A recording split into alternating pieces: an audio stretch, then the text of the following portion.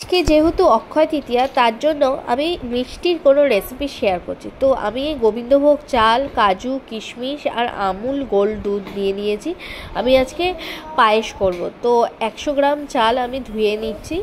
তো 1 লিটার দুধে আমি 100 গ্রামের কম চাল দিয়েছি, 50-এর মতো চাল নিয়েছি, 50 গ্রাম। এবার আমি দুধের প্যাকেট কড়াইতে ঢেলে নিচ্ছি।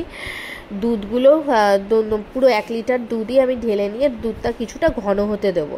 প্রায় অনেকক্ষণ ধরে ঘন করতে হবে আর নাড়তেও হবে। কারণ হচ্ছে, আর এদিকে চালটা আমি ধুয়ে রেখে দিয়েছি, কাজু কিশমিশ ভিজিয়ে রেখেছি জলে। এবার দুধটা প্রায় ঘন হচ্ছে। দুধটা প্রায় বারবার নাড়াতে হবে যেন দুধ নিচে না লাগে। আর কিছুটা দুধ আমি তুলে নিয়েছি, কারণ হচ্ছে হাফটা দুধ তুলে আমি ওর মধ্যে আমুলিয়া গুঁড়ো দুধ মেশাবো, কারণ তাহলে পায়েসের টেস্টটা আরও ভালো হয়। তো ওর জন্য হাফ বাটি দুধ আমি তুলে রেখেছি, আর হাফটা দুধ আমি ঘন করেই আছে। এবার দুধের সাথে আমুলিয়া গুঁড়ো দুধ আমি মিশিয়ে নিয়েছি প্রায় 2 চামচের মতো।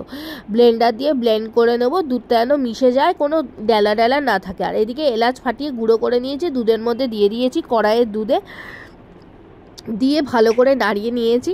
এবার দুধটা প্রায় ঘন হয়ে এসেছে থিকনেস। এবার আমি চালটা যেটা গোবিন্দভোগ চাল আমি ধুয়ে রেখে দিয়েছিলাম, ওই গোবিন্দভোগ চালটা আমি দুধের মধ্যে দিয়ে দিচ্ছি।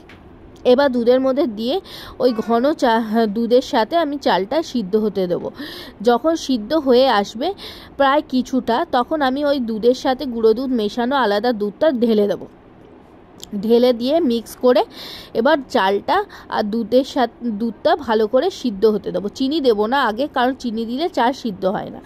এরপর কাজু কিশমিশটা দিয়ে দিয়েছি, ভেজানো কাজু কিশমিশ দিয়ে তারপর ভালো করে আমি চালটা সিদ্ধ করে নেব। এবার হাত দিয়ে টিপে দেখে নেব যেন চালটা সিদ্ধ হয়ে গেছে।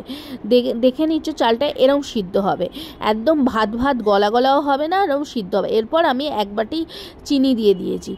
যেমন আন্দাজ, যেমন মিষ্টি খাও তোমরা সেই হিসাবে চিনি দেবে। আমি অত মিষ্টি খাই না, তো কম আমি মিষ্টির আন্দাজেই আমি চিনিটা দিয়েছি। এই দেখো আমার পায়েস রেডি, চালও সিদ্ধ হয়ে গেছে, ঘনও হয়ে গেছে। এবার আমি পায়েসটা নামিয়ে গরম গরম, যারা খেতে ভালোবাসে তারা গরম খাবে, আমি ফ্রিজে রেখে পরিবেশন করেছি। কেমন লাগলো জানিও।